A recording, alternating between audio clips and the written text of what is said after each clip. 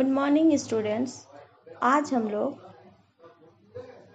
मनोविज्ञान में जांच की विधियों के अंतर्गत प्रयोगात्मक विधि को देखेंगे, यानी एक्सपेरिमेंटल मेथड। आज यह विधि मनोविज्ञान के अध्ययन की एक प्रमुख विधि के रूप में विद्यमान है। मनोविज्ञान को विज्ञान का दर्जा प्राप्त करने में इस विधि का प्रमुख स्थान है। जैसा कि इसके नाम से पता चलता है कि इस विधि में प्रयोग यानी एक्सपेरिमेंट के माध्यम से प्राणी के व्यवहारों का अध्ययन किया जाता है। इस विधि को समाज विज्ञानों ने प्राकृतिक विज्ञानों से लिया है, इसलिए प्रयोगात्मक विधि को एक वैज्ञानिक विधि के रूप में स्वीकार किया गया है। इस विधि में प्राणी के व्यवहारों का क्रमबद्ध अध्ययन करके व्यवहार में होने वाले परिवर्तनों को मापा जाता है। जो व्यक्ति मापन करता है उसे प्रयोगकर्ता यानी एक्सपेरिमेंटर कहते हैं, तथा जिसके व्यवहार का मापन किया जाता है उसे प्रयोज्य यानी सब्जेक्ट कहते हैं। जिन उपकरणों के माध्यम से प्रयोगकर्ता यानी एक्सपेरिमेंटर अध्ययन करता है उसे उपकरण या एपरेटस कहते हैं, तथा नियंत्रित वातावरण जहां उपकरणों के माध्यम से प्रयोग होता है उसे प्रयोगशाला या लेबोरेटरी कहते हैं। ठीक है। गैरेट के अनुसार नियंत्रित दशाओं में प्रेक्षण ही प्रयोग है। Experiment is observation under control condition. तो इस परिभाषा से स्पष्ट होता है कि प्रयोग का उद्देश्य नियंत्रित अवस्था में प्रेक्षण करना होता है। अतः प्रयोग की अपनी कुछ विशेषताएं होती हैं, जिसके आधार पर किया गया प्रेक्षण प्रयोगात्मक अध्ययन कहलाता है। तो प्रयोगात्मक विधि की कुछ अवस्थाएं होती हैं जो निम्नलिखित हैं, यानी कंडीशंस ऑफ एक्सपेरिमेंटल मेथड। तो इसमें सबसे पहला होता है शीर्षक यानी टाइटल। शीर्षक के अंतर्गत प्रयोग का संक्षिप्त नाम अंकित किया जाता है। नेक्स्ट होता है समस्या यानी प्रॉब्लम। किसी भी प्रयोग में एक समस्या रहती है, अर्थात प्रश्नवाचक कथन जो समस्या के लिए प्रस्तावित हो समस्या कहलाती है। मनोवैज्ञानिक प्रयोग में भी किसी समस्या का समाधान किया जाता है। तीसरा परिचय यानी इंट्रोडक्शन। इसमें प्रयोग से संबंधित पूर्व अध्ययनों का उल्लेख किया जाता है। इसका उद्देश्य वर्तमान प्रयोग के अर्थ को स्पष्ट करना होता है। नेक्स्ट पॉइंट पूर्व कल्पना यानी हाइपोथेसिस।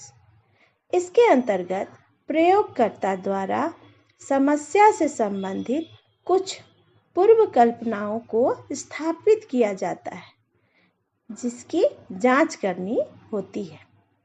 नेक्स्ट पॉइंट चर तथा प्रयोज्य वेरिएबल्स एंड सब्जेक्ट।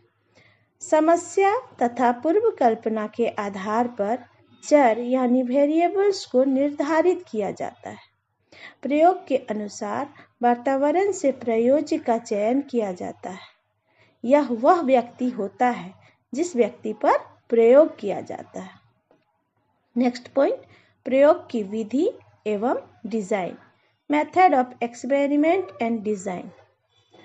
प्रयोग में कौन सी विधि अपनाई जाएगी तथा किस डिजाइन द्वारा प्रयोग किए जाएंगे आदि सभी बातों को स्पष्ट कर दिया जाता है। नेक्स्ट पॉइंट सांख्यिकी परीक्षण यानी स्टैटिकल ट्रीटमेंट। जो परिणाम यानी रिजल्ट प्राप्त होता है उसका सांख्यिकीय विधि से विश्लेषण किया जाता है। नेक्स्ट पॉइंट विवेचना यानी डिस्कशन। जब हमें सांख्यिकीय परीक्षण के आधार पर परिणाम प्राप्त होते हैं तो उसकी विवेचना की जाती है, ताकि उद्दीपक यानी स्टिमुलस और अनुक्रिया यानी रेस्पॉन्स के संबंध को स्पष्ट किया जा सके। नेक्स्ट पॉइंट, निष्कर्ष, कंक्लूजन। अंत में समस्या से संबंधित एक सामान्य निष्कर्ष की स्थापना की जाती है। तो इस प्रकार हम लोग देखते हैं कि मनोवैज्ञानिक प्रयोग के द्वारा किसी भी समस्या का समाधान यानी किसी भी प्रॉब्लम का समाधान वैज्ञानिक तरीके को अपनाकर क्रमबद्ध किया जाता है और उसमें उद्दीपक और अनुक्रिया के संबंध को स्पष्ट किया जाता है। वर्तमान मनोविज्ञान को वैज्ञानिक स्वरूप देने का श्रेय जर्मनी के प्रसिद्ध विद्वान विलियम वुंट को जाता है, जिन्होंने 1879 में जर्मनी के लिप्जिग में प्रथम मनोवैज्ञानिक प्रयोगशाला को जन्म दिया। अतः वुंट महोदय को प्रयोगात्मक मनोविज्ञान का जनक यानी फादर ऑफ एक्सपेरिमेंटल साइकोलॉजी कहा जाता है। अमेरिका में जीएस हॉल ने 1883 में जॉन हॉपकिंस विश्वविद्यालय में पहली मनोवैज्ञानिक प्रयोगशाला की स्थापना की। विलियम वुंट द्वारा लिप्जिग में मनोवैज्ञानिक प्रयोगशाला खुलने के 37 यानी 37 वर्षों के बाद 1916 यानी 1916 में एन सेन के निर्देशन में कलकत्ता विश्वविद्यालय में भारत की पहली मनोवैज्ञानिक प्रयोगशाला खुली तथा मनोविज्ञान में प्रायोगिक अध्ययन प्रारंभ हुए। इसी क्रम में पटना में जमुना प्रसाद द्वारा 1953 में मनोविज्ञान की प्रयोगशाला की स्थापना हुई तथा बिहार के भूकंप से संबंधित अफवाह के मनोविज्ञान का अध्ययन किया गया। Okay students, that's all. Thank you.